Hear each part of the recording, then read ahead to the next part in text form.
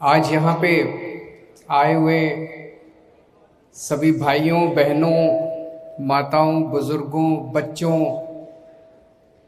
आप सब लोगों को मेरा नमस्कार, सबको मेरा प्रणाम है। सबसे पहले बच्चों का बहुत बहुत स्वागत है। मुझे पता चला कि बहुत सारे स्कूलों के बहुत सारे बच्चे आए हुए हैं और बच्चे ही देश का भविष्य हैं, बच्चे ही समाज का भविष्य हैं। आगे चल के समाज को और देश को आप ही लोगों को संभालना है। अभी जैसे बताया गया कि हम 50वां विश्व पर्यावरण दिवस मना रहे हैं। 1972 में यूएन जनरल असेंबली ने इसकी शुरुआत की थी। तो जब शुरुआत की होगी तो लगा होगा कि दुनिया में प्रदूषण बहुत बढ़ता जा रहा है, प्रदूषण को रोकने की जरूरत है। जब जब हम विकास की बात करते हैं कि डेवलपमेंट होना है, विकास होना है, तो माना जाता है कि विकास के साथ साथ प्रदूषण तो होगा ही होगा। विकास होगा तो पेड़ काटे जाएंगे, विकास होगा तो धूल मिट्टी उड़ेगी, कंस्ट्रक्शन होगा। तो अपने को एक तरफ तो 50 साल हो गए विश्व पर्यावरण दिवस मनाते हुए, लेकिन अगर देखें तो इन 50 सालों में प्रदूषण कम होने की बजाय प्रदूषण बढ़ा ही है पूरी दुनिया के अंदर। अपने देश में भी अगर देखें तो पूरे देश में कोई भी शहर, कोई भी गांव, कोई भी मोहल्ला उठा के देख लो, हर जगह प्रदूषण बढ़ा है। एक जगह प्रदूषण घटा है पूरे देश के अंदर, और वो है दिल्ली।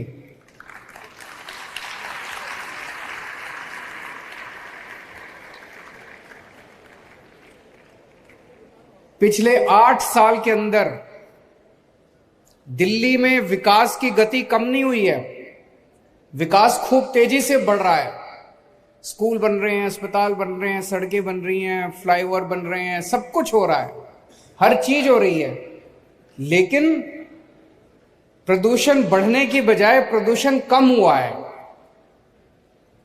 वो इसलिए क्योंकि दिल्ली के 2 करोड़ लोगों के साथ मिलके, हम लोगों ने इतने सारे बच्चों के साथ मिलके, आप लोग भी सारे इको क्लब से हैं, मुझे बताया गया, आप लोग भी अपने अपने स्तर के ऊपर प्रचार प्रसार सब कुछ कर रहे हैं।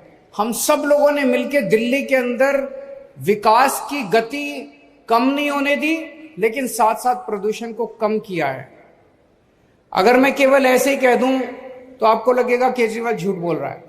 मैं आपको आंकड़े देता हूं।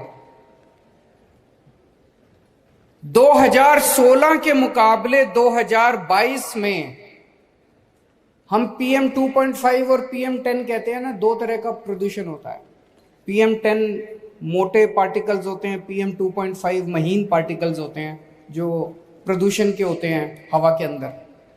दोनों में PM 2.5 में भी और PM 10 में भी 30% कमी आई है पिछले 7 साल के अंदर। 30% बहुत बड़ा होता है, 30% कमी आई है। 2016 में जो बहुत खराब दिन थे, प्रदूषण होता है ना, जब पूरा आसमान हम देखते हैं, पूरे आसमान में प्रदूषण ही प्रदूषण हो गया, सांस लेना मुश्किल हो जाता है। 2016 वाले साल में 26 दिन ऐसे थे जब दिल्ली गैस चैम्बर बन गई थी, दिल्ली में सांस लेना मुश्किल था। 2022 में केवल 6 दिन ऐसे थे जब दिल्ली में प्रदूषण का स्तर खराब था। 2016 में 26 दिन खराब थे, 2022 में 6 दिन खराब थे। थोड़ा सा इंतजार करो, मुझे पूरी उम्मीद है दिल्ली वाले मिलके ये 6 दिन भी खत्म कर देंगे। आने वाले सालों में 1 दिन भी खराब नहीं होगा। फिर कौन, कितने दिन अच्छे थे, बहुत अच्छे। 2016 में 109 दिन ऐसे थे जो बहुत अच्छे थे, प्रदूषण बिल्कुल नहीं था, साफ आसमान, साफ। और 2022 में 163 दिन ऐसे थे जो बहुत अच्छे थे। धीरे धीरे धीरे धीरे करके अपने को 352 दिन, हर दिन साफ होना चाहिए, ऐसी दिशा के अंदर अपने को लेके जाना है। मैं पढ़ रहा था हमारी दिल्ली सरकार ने, दिल्ली के लोगों ने क्या क्या किया है। एक हम लोगों ने नारा दिया था, युद्ध प्रदूषण के विरुद्ध। वो केवल नारा नहीं था, इतने काम किए, इतनी लंबी लिस्ट है कि हमने प्रदूषण रोकने के लिए क्या क्या काम किए, इतने सारे काम किए। उसमें से मैं बस थोड़े से 2-4 काम गिनाना चाहता हूं जो सबसे इंपॉर्टेंट है। हम लोग सुनते हैं ना कि पराली जलाने की वजह से सर्दियों के अंदर प्रदूषण होता है। तो पराली को टैकल करने के लिए दिल्ली सरकार ने पूसा इंस्टीट्यूट के साथ एक घोल का आविष्कार किया, और अब दिल्ली के किसान, लगभग सब लोग, दिल्ली के जितने भी किसान हैं, लगभग 5,000 एकड़ के ऊपर दिल्ली में खेती होती है, दिल्ली के किसान अब पराली नहीं जलाते, वो घोल का छिड़काव कर देते हैं, पराली जलाने की जरूरत नहीं पड़ती। तो दिल्ली में पराली से, दिल्ली के किसानों की पराली से धुआं नहीं आता। पंजाब से धुआं आया करता है। पिछले साल पंजाब सरकार ने कई कदम उठाए, पिछले साल 30% धुआं कम हुआ पंजाब की वजह से। इस साल हम लगातार पंजाब सरकार के संपर्क में हैं। इस साल हमें उम्मीद है और भी कम होगा, पूरा खत्म हो जाएगा, उसमें थोड़ा समय लगेगा, लेकिन इस बार और भी काफी कम होगा। पंजाब से जो पराली का धुआं आता है, उस धुएं को रोकने के लिए पंजाब सरकार अपने स्तर पे कई सारे कदम उठा रही है। फिर दिल्ली में पेड़, मैं तो पूरे देश भर में घूमता हूं, सारे बड़े बड़े शहरों में जाता हूं, बंबई, अहमदाबाद, सूरत, कलकत्ता, मद्रास, हैदराबाद।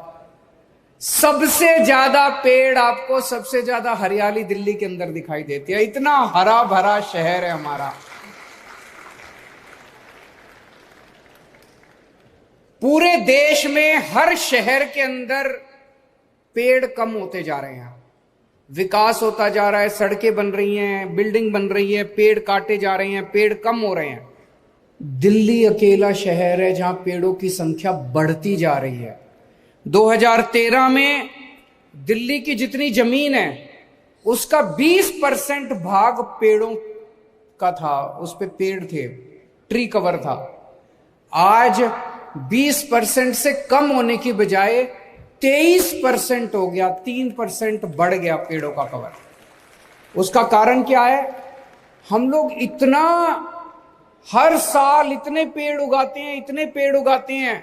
इस बार भी दिल्ली सरकार ने टारगेट रखा हुआ है, 52 लाख पेड़ लगाएंगे इस बार हम लोग। और ये हम अकेले नहीं लगाएंगे, दिल्ली के लोगों के 2 करोड़ लोगों के साथ मिलकर लगाएंगे। 52 लाख पेड़, 52 लाख पेड़ लगाएंगे।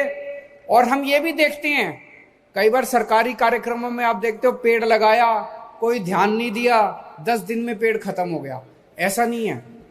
हम ये भी देखते हैं कि सर्वाइवल रेट पेड़ों का कैसे बढ़ाया जाए, दिन ब दिन, साल दर साल सर्वाइवल रेट जो है पेड़ों का, उसको भी बढ़ाने के लिए काम किया जा रहा है। दूसरा, एक तरफ विकास हो रहा है, विकास की वजह से मान लो नई सड़क बनती है तो पेड़ तो काटने ही पड़ते हैं, तो पेड़ तो काटते हैं, लेकिन अब हमने ट्री ट्रांसप्लांटेशन पॉलिसी बनाई है। अब टेक्नोलॉजी आ गई कि आप अगर कोई बड़ा पेड़ काटोगे तो उसको काटने की जरूरत नहीं है, उसको खराब करने की जरूरत नहीं है, उसको नीचे से जड़ों के साथ पेड़ को निकालते हैं और कहीं और जाके लगा देते हैं। इसको ट्री ट्रांसप्लांटेशन बोलते हैं। तो इस टेक्नोलॉजी का दिल्ली के अंदर बहुत जबरदस्त तरीके से इस्तेमाल हो रहा है। हमने अपनी पॉलिसी बदली और हमने कहा कि भाई पेड़ अगर काटोगे तो 2 काम करने पड़ेंगे। एक पेड़ काटने पे आपको 10 नए पेड़ लगाने पड़ेंगे, नए पौधे लगाने पड़ेंगे, ये तो करना ही है।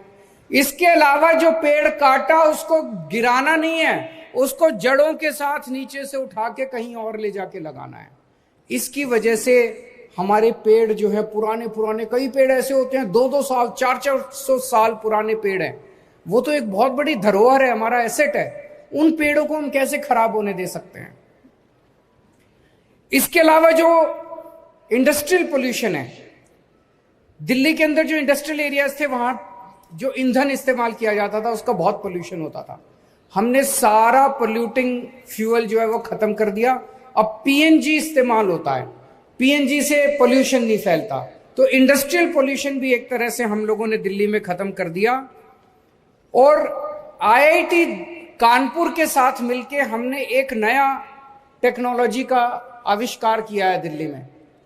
जैसे अगर मैं कहूं, अभी मेरे को लग रहा है मैं सड़क पे जा रहा हूं कि पोल्यूशन बहुत ज्यादा है। अब मुख्यमंत्री होते हुए मेरे को ये नहीं पता ये पोल्यूशन किस वजह से है। ये मिट्टी का पोल्यूशन है, ये ट्रांसपोर्ट का पोल्यूशन है, ये इंडस्ट्री का पोल्यूशन है, ये पराली का पोल्यूशन है। ये कहां से आ रहा है पोल्यूशन, किस वजह से पोल्यूशन हो रहा है। तो अगर मुख्यमंत्री होने के नाते मेरे को ये पता चल जाए इस वक्त दिल्ली में पोल्यूशन इस वजह से हो रहा है, तो मैं उस एक्टिविटी को बंद कर सकता हूं, उस एक्टिविटी को कम कर सकता हूं।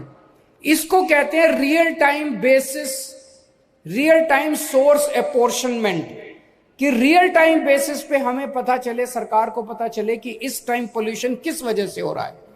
अभी तक ये टेक्नोलॉजी अवेलेबल नहीं थी कहीं भी। दिल्ली सरकार के कहने से आईआईटी कानपुर ने इस टेक्नोलॉजी का इजाद किया और अब हमें पता चलता है कि इस टाइम पोल्यूशन किस वजह से है। तो हमें पता चला सर्दियों में 1 महीना तो पोल्यूशन पराली का होता है, उसके बाद बाकी सर्दियों के अंदर वो जो अपने जगह जगह कहीं कोई ड्राइवर, कहीं सिक्योरिटी गार्ड, कहीं वो आग जला के बैठते हैं ना सर्दियों में अपना तापने के लिए, सबसे ज्यादा पोल्यूशन उस वजह से होता है। ये हमें इस स्टडी से पता चला। गर्मियों में पोल्यूशन का कारण बिल्कुल अलग है। गर्मियों में पोल्यूशन होता है डस्ट की वजह से, ये जो कूड़े के पहाड़ है इनमें जो आग लग रही है इसका धुआं होता है उस वजह से। ये जो झाड़ियां हैं, झाड़ियों में ज्यादा गर्मी होती है, अपने आप आग लग जाती है इस वजह से। तो जब हमें पता चल रहा है कि किस वजह से पोल्यूशन हो रहा है, उन चीजों को स्पेसिफिकली टारगेट करके हम पोल्यूशन कम कर पा रहे हैं। इससे बहुत फायदा हुआ है हम लोगों को। इसके अलावा हॉटस्पॉट वो होते हैं पूरे दिल्ली के अंदर, कुछ इलाके ऐसे हैं जहां सबसे ज्यादा पोल्यूशन है। ऐसे 13 इलाकों की लिस्ट बनाई गई है, 13। वहां पोल्यूशन, जैसे आनंद विहार उनमें से एक है, वहां पोल्यूशन सबसे ज्यादा है। तो वहां फिर हम लोगों ने ज्यादा फोकस किया और फोकस करके वहां पोल्यूशन करने वाली जो कारण है उनको हम कम करने की कोशिश कर रहे हैं। फिर मिट्टी की वजह से पोल्यूशन हो रहा है। मिट्टी सबसे ज्यादा उसका कारण है। कई जगह हम सड़क पे देखते हैं सड़क टूटी पड़ी है, बगल में सड़क के साइड में मिट्टी है, सुबह सुबह झाड़ू लगती है उससे मिट्टी होती है, ट्रक जाते हैं, ट्रक मिट्टी उड़ाते हुए जाते हैं। इसको खत्म करने के लिए अब पूरी दिल्ली में हम लोग बहुत बड़े स्तर के ऊपर सफाई, दिल्ली की सफाई का बहुत बड़ा अभियान शुरू कर रहे हैं। दिल्ली की सारी सड़कों को हम मैकेनिकल स्वीपर से वैक्यूम क्लीनिंग करेंगे ताकि वो डस्ट को सक किया जा सके, डस्ट उड़े ना। और हर हफ्ते दिल्ली की सारी सड़कों की पानी से सफाई हुआ करेगी ताकि वो जो डस्ट है वो उड़ना बंद हो। ये जब हो जाएगा तो एक तरह से यूरोपियन स्तर की जैसे सड़कें होती हैं, मिट्टी बिल्कुल नहीं होती, ऐसी सड़कें अपनी दिल्ली की हो जाएंगी। पटाखों के ऊपर आप सब बच्चों के साथ मिलकर हम लोगों ने बहुत बड़ी मुहिम छेड़ी जो अब काफी सफल, शुरू में तो थोड़ा सा विरोध हुआ था लेकिन अब सब पूरी दिल्ली इसमें साथ देती है। और एक हमने ग्रीन ऐप बनाया है जिसमें अगर आपको कहीं भी कोई पोल्यूशन दिखाई दे, आप शिकायत करते हो, उसमें 58,000 शिकायतें आई हैं अभी तक। उनमें से 90% से ज्यादा शिकायतों का निवारण कर लिया गया है। पूरे दिल्ली में हम 380 झीलें बना रहे हैं, लेक्स। दिल्ली धीरे धीरे झीलों का शहर कहलाएगा। पूरी दिल्ली के अंदर आप जहां भी जाओगे आपको झीलें दिखाई देंगी, खूबसूरत आसपास लैंडस्केपिंग दिखाई देगी। अभी जितनी झीलें, 26 झीलें बनके तैयार हो गई हैं। इन झीलों में मैं कई झीलों पे होके आया, अब वहां पे इतनी हरियाली है झीलों के चारों तरफ, इतना खूबसूरत वातावरण है, इतनी शुद्ध हवा है। वहां पे दूर दूर से पक्षी आने लगे हैं और आसपास का पूरा, जैसे द्वारका की मैं झील पे गया था, 5 मीटर पानी ऊपर आ गया। वहां पे वाटर टेबल का 5 मीटर पानी ऊपर आ गया है। अब मुझे लगता है वहां पानी की दिक्कत ही नहीं होगी क्योंकि हम ग्राउंड वाटर से पानी इस्तेमाल करके ड्रिंकिंग के लिए इस्तेमाल कर सकते हैं। तो झीलों से एक तरफ वातावरण अच्छा होगा, एक तरफ हवा अच्छी होगी और दूसरी तरफ अपने को पीने को पानी मिलेगा। फिर हवा जो है ये किसी की बपौती नहीं है। हवा को ये नहीं पता कौन दिल्ली है, कौन हरियाणा है, कौन पंजाब है। तो आसपास के राज्यों से भी खूब पोल्यूशन आता है। आसपास के एनसीआर के जितने राज्य हैं उनकी सरकारों से हम लगातार बातचीत करते हैं। आसपास ईंट के भट्टे हैं, आसपास जो पावर प्लांट्स हैं, वहां से जो पोल्यूशन दिल्ली में आता है उसको भी हम रोकने का प्रयास कर रहे हैं। तो आइए आज विश्व पर्यावरण दिवस के अवसर पे हम ये प्रण लें कि अपने दिल्ली की हवा को, पानी को साफ करने के लिए इसे हम सब लोग, अकेले सरकार से नहीं होगा, सबको इसमें भागीदारी करनी पड़ेगी, जिम्मेदारी निभानी पड़ेगी। हम सब लोग मिलके इसको एक जन आंदोलन बनाएंगे। बहुत बहुत शुक्रिया।